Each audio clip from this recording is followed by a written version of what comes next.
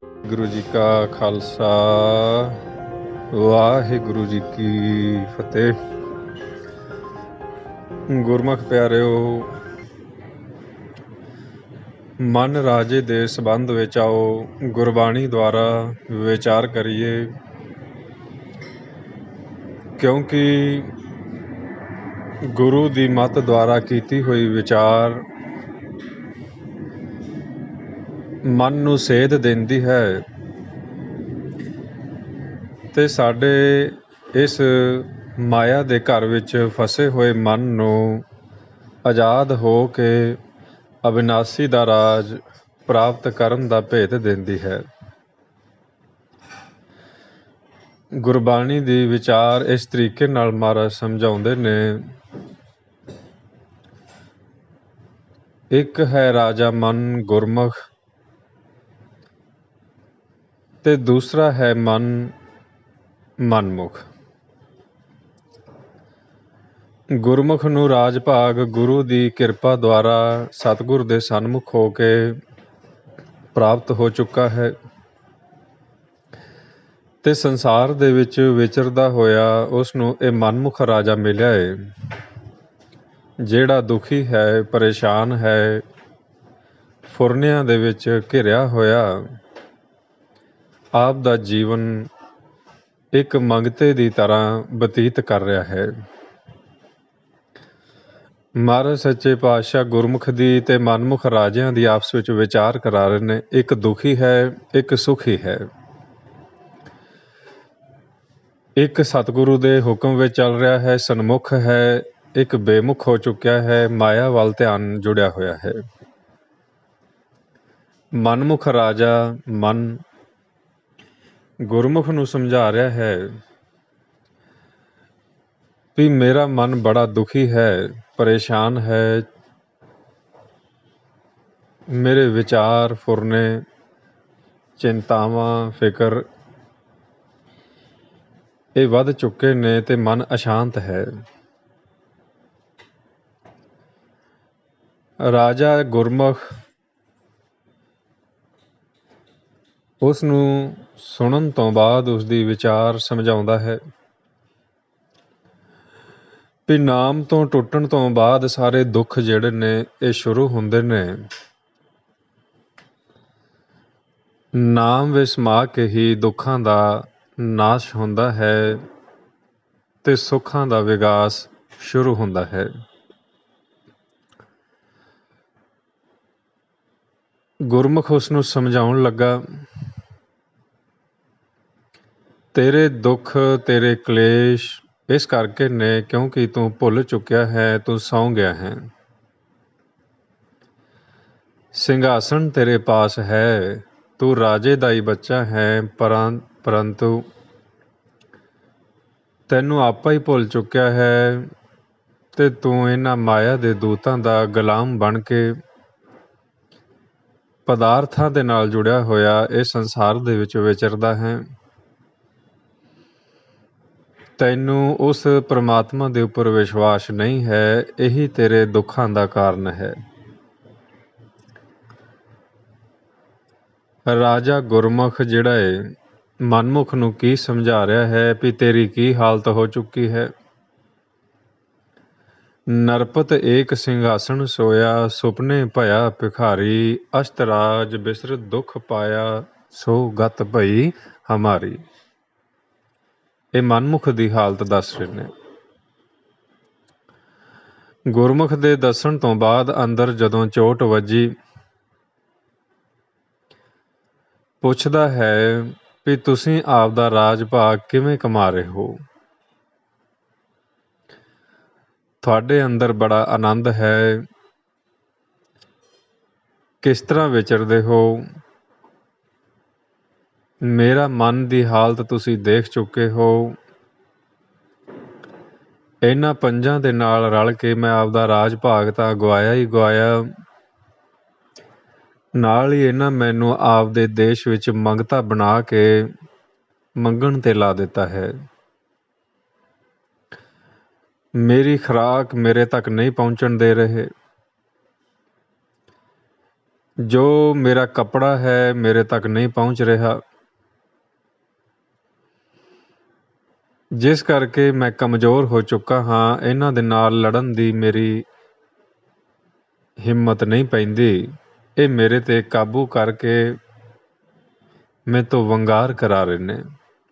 ਇਹ ਹਾਲਤ ਗੁਰਮੁਖ ਨੂੰ, ਇਹ ਰਾਜਾ ਮਨ ਜਿਹੜਾ ਮੰਗਤਾ ਬਣ ਚੁੱਕਾ ਹੈ, ਕਾਲ ਦੇ ਦੇਸ਼ ਵਿੱਚ ਦਰ ਦਰ 'ਤੇ ਮੰਗਦਾ ਫਿਰਦਾ ਹੈ, ਉਹ ਦੱਸ ਰਿਹਾ ਹੈ। ਗੁਰਮੁਖ ਨੇ ਫਿਰ ਅੱਗੋਂ ਉਸ ਨੂੰ ਹੌਸਲਾ ਦਿੱਤਾ ਹੈ, ਕਿਉਂਕਿ ਗੁਰਮੁਖ ਦਾ ਕੰਮ ਹੈ ਖੇਲ ਸਮਝਾਉਣਾ, ਮਨ ਨੂੰ ਪ੍ਰਮਾਤਮਾ ਦੇ ਨਾਲ ਜੋੜਨਾ।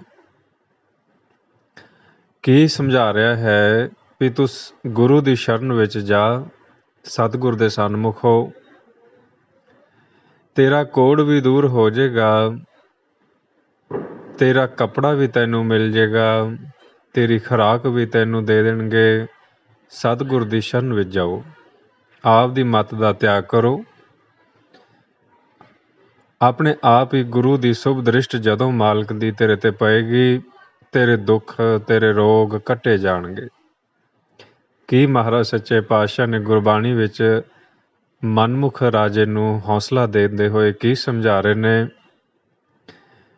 ਸਹਿ ਨੰਗੇ ਨਹਿ ਨੰਗ, ਭੁੱਖੇ ਲੱਖ ਨਾ ਭੁੱਖਿਆਂ, ਦੁਖੇ ਕੋੜ ਨਾ ਦੁੱਖ, ਨਾਨਕ ਪਿਰੀ ਫਕੇਂਦੜੋ ਸ਼ੁਭ ਦ੍ਰਿਸ਼ਟ। ਹੁਣ ਗੁਰਮੁਖ ਦੇ ਸਮਝਾਉਣ ਨਾਲ ਜਦੋਂ ਮਨ ਨੂੰ ਹੌਸਲਾ ਬੱਝਾ ਹੈ ਤੇ ਪੁੱਛਦਾ ਹੈ ਵੀ ਮੈਨੂੰ ਕੀ ਕਰਨਾ ਪਏਗਾ, ਕਿਉਂਕਿ ਜਿਸ ਸਤਿਗੁਰ ਦੀ ਤੁਸੀਂ ਗੱਲ ਕਰ ਰਹੇ ਹੋ ਉਹ ਮੈਨੂੰ ਤਾਂ ਦਿਸਦਾ ਨਹੀਂ ਹੈ। ਜਿਸ ਸ਼ਬਦ ਦੀ, ਜਿਸ ਨਾਮ ਦੀ ਤੁਸੀਂ ਗੱਲ ਕਰ ਰਹੇ ਹੋ, ਮੈਨੂੰ ਉਸ ਦਾ ਪਤਾ ਨਹੀਂ ਹੈ। ਮੈਂ ਕਿਹੜੇ ਢੰਗ ਦੇ ਨਾਲ ਇਸ ਖੇਡ ਵਿੱਚ ਉਤਰਾਂ ਤੇ ਮੈਂ ਜਿੱਤ ਪ੍ਰਾਪਤ ਕਰਾਂ, ਆਪ ਦਾ ਰਾਜ ਭਾਗ ਪ੍ਰਾਪਤ ਕਰਾਂ।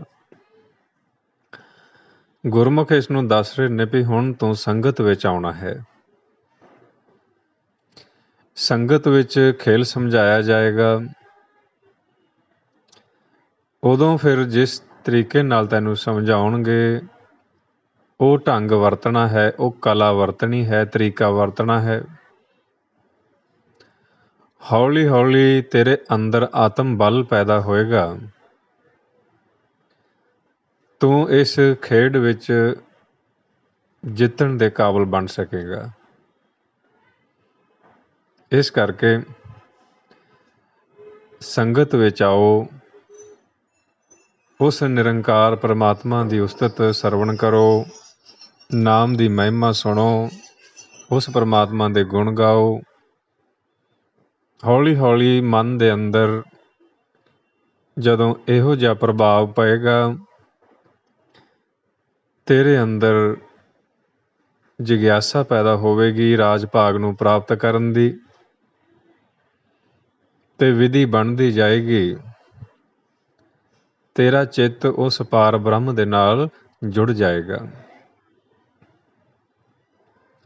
ਪਰ ਸੰਗਤ ਤੈਨੂੰ ਕਰਨੀ ਪਏਗੀ, ਪੰਜਾਂ ਦਾ ਸੰਗ ਤਿਆਗਣਾ ਪਏਗਾ। ਇਹਨਾਂ ਦਾ ਸੰਗ ਜੇ ਕਰੇਗਾ, ਇਹ ਤੈਨੂੰ ਬੰਦੀਖਾਨੇ ਵਿੱਚ ਵੀ ਲੈ ਜਾਣਗੇ, ਬੰਦ ਕਰ ਦੇਣਗੇ, ਤੇ ਤੈਨੂੰ ਆਉਣ ਵਾਲੇ ਸਮੇਂ ਦੇ ਵਿੱਚ ਹੋਰ ਕਿਸੇ ਜੂਨਾਂ ਦੇ ਵਿੱਚ ਭੇਜ ਕੇ ਮੰਗਤਾ ਬਣਾ ਕੇ ਤੋਰੀ ਰੱਖਣਗੇ। ਇਸ ਕਰਕੇ ਇਸ ਨੂੰ ਸਮਝਾਉਣ ਲੱਗੇ, ਸੰਗਤ ਕਰਕੇ ਕਿਸ ਤਰ੍ਹਾਂ ਤੈਂ ਜੀਵਨ ਦੀ ਜਾਂਚ ਨੂੰ ਸਿੱਖਣਾ ਹੈ। ਹੌਲੀ ਹੌਲੀ ਮਹਾਰਾਜ ਦੀ ਕਿਰਪਾ ਹੋਈ,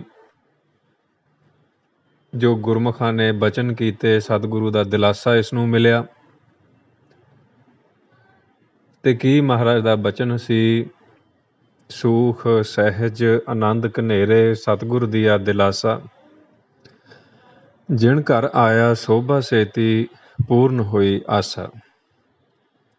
ਵੀ ਤੇਰਾ ਜਿਹੜਾ ਨੰਗੇਜ ਵੀ ਢੱਕ ਦਿੱਤਾ ਜਾਏਗਾ ਤੇ ਖੇਲ ਵਿੱਚ ਵੀ ਤੂੰ ਜਿੱਤ ਪ੍ਰਾਪਤ ਕਰੇਗਾ। ਹੌਸਲਾ ਰੱਖੋ ਤੇ ਸ਼ਬਦ ਦਾ ਅਭਿਆਸ ਕਰੋ।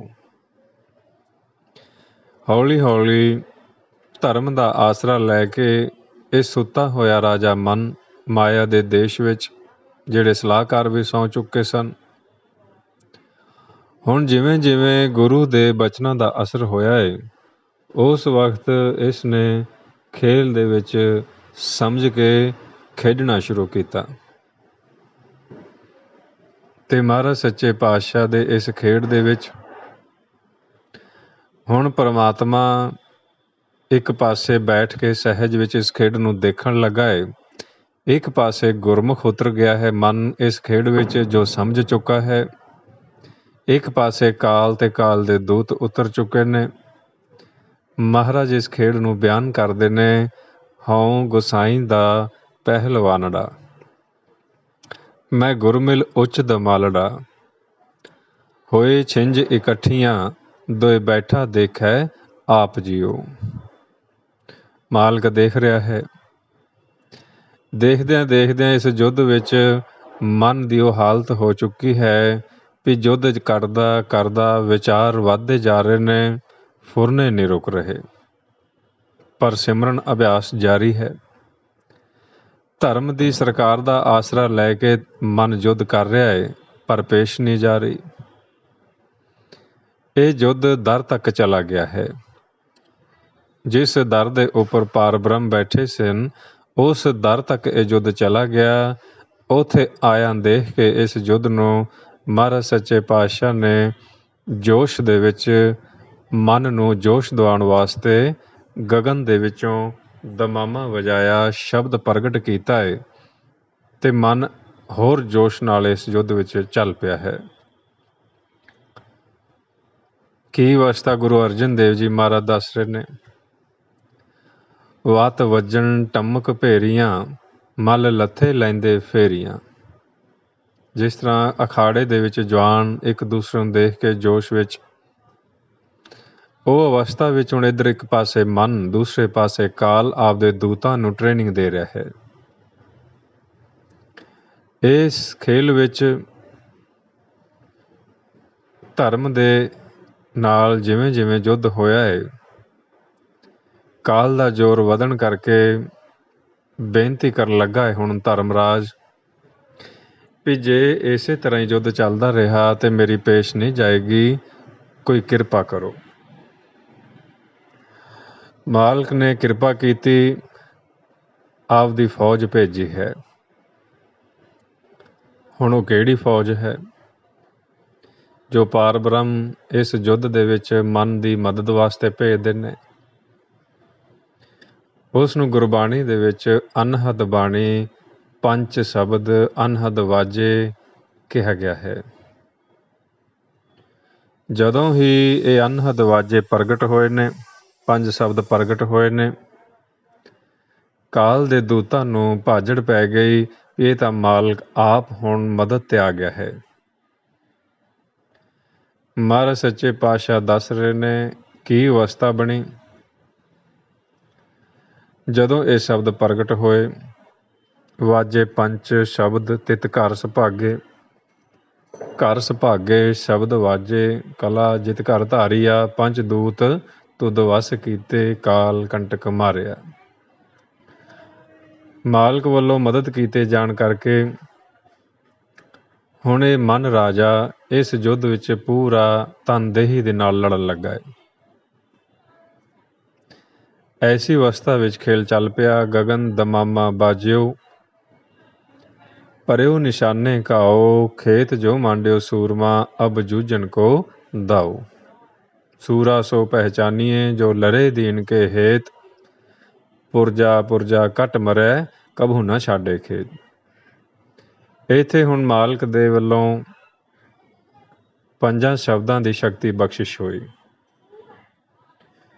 ਪੰਜ ਚੋਰ ਵਸ ਵਿੱਚ ਆ ਗਏ, ਕਾਲ ਕੰਟਕ ਨੂੰ ਹਰਾ ਦਿੱਤਾ ਗਿਆ ਤੇ ਮਨ ਦੇ ਅੰਦਰ ਉਹ ਗੁਪਤ ਜੋਤ ਪ੍ਰਗਟ ਹੋ ਗਈ। ਮਨ ਜਾਗ ਪਿਆ, ਆਪਦੇ ਘਰ ਪ੍ਰਵੇਸ਼ ਕਰ ਗਿਆ।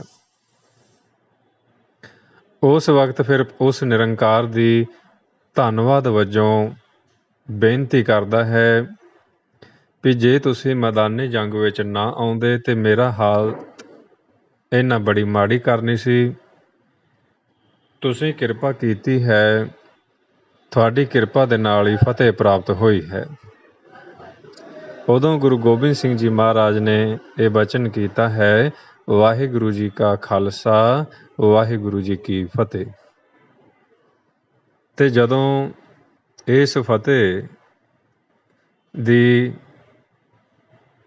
ਜਿੱਤ ਦੀ ਖੁਸ਼ੀ ਮਨਾਈ ਗਈ ਤੇ ਮਨ ਨੂੰ ਨਿਜ ਮਹਿਲ ਦੇ ਵਿੱਚ ਬਿਠਾ ਕੇ ਸਿੰਘਾਸਣ ਦੇ ਉੱਪਰ ਜ਼ਿੰਮੇਵਾਰੀ ਦਿੱਤੀ ਗਈ ਵੀ ਅੱਜ ਤੋਂ ਤੂੰ ਰਾਜਾ ਹੈ,